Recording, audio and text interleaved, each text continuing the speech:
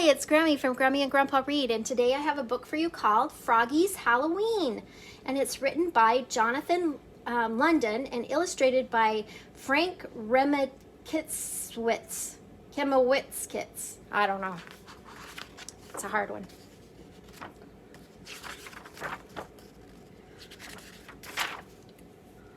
For Froggy, Halloween meant candy, but it also meant dressing up, and he wondered, what should I be for Halloween? I know, cried Froggy. Super Frog! Flying high over the city, faster than a dragonfly, stronger than a bullfrog. No, something spooky. I know, cried Froggy. Ghost Frog! He poked holes into his mother's best white sheet and draped it over his head. Ooh. No, something scarier. I know, cried Froggy. Vampire Frog. He put on his black cape, swoosh, pulled out his mom's black tights, zoop, and put on his slick black wig, zat, and said in his best Dracula voice, trick or treat, smell my feet. I don't have a good Dracula voice. Give me something good to eat. If you don't, I don't care. I will pull down your underwear. What? Froggy, called his mother. What?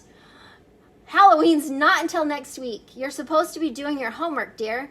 I'm Count von Frogula, said Froggy. Vampire frogs don't do homework.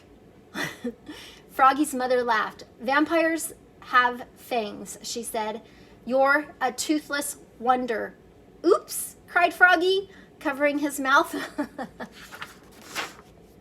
So all week at school, Froggy wondered, what should I be for Halloween? A football player? A cowboy? A zombie? Froggy, cried his teacher, Mrs. Witherspoon. What? Kindly keep your mind on your homework, dear. But his mind was on Halloween. Every day after school, he got ready. He carved crazy pumpkins. He hung sticky spider webs all over the front of the house. He hung his mother's sheet like a ghost in the wind, and he practiced trick or treat, smell my feet, give me something good to eat. If you don't, I don't care. I'll pull down your underwear. At last, it was the night before Halloween, and all through the house there were creaking sounds and scratching sounds. Froggy was scared. He shivered in bed and imagined ghosts and goblins and werewolves and witches. Witches! Zap! I know, cried Froggy. I'll be Frog Prince for Halloween. A frog prince. And in the morning, he put on his black cape, swoosh, and pulled on his mom's black tights, zoop, and put on his black wig, zat, plunked down a gold crown, zunk, and flashed his mighty sword. Ta-da! At the Halloween parade at school, all the girls thought he looked cute, especially Froggalina. And that night, when the dark crept in and all the ghosts and goblins crept out to trick or treat, boo! Princess Froggalina leapt out and chased after the frog prince to give him a kiss. Eek! Cried Froggy. He was never more scared in his life. He leapfrogged over his mother. He leapfrogged over his father. He leapfrogged over his friend Max and flopped up Max's steps. Flop, flop, splat! And he tripped on the porch, and Froggalina fell on top of him.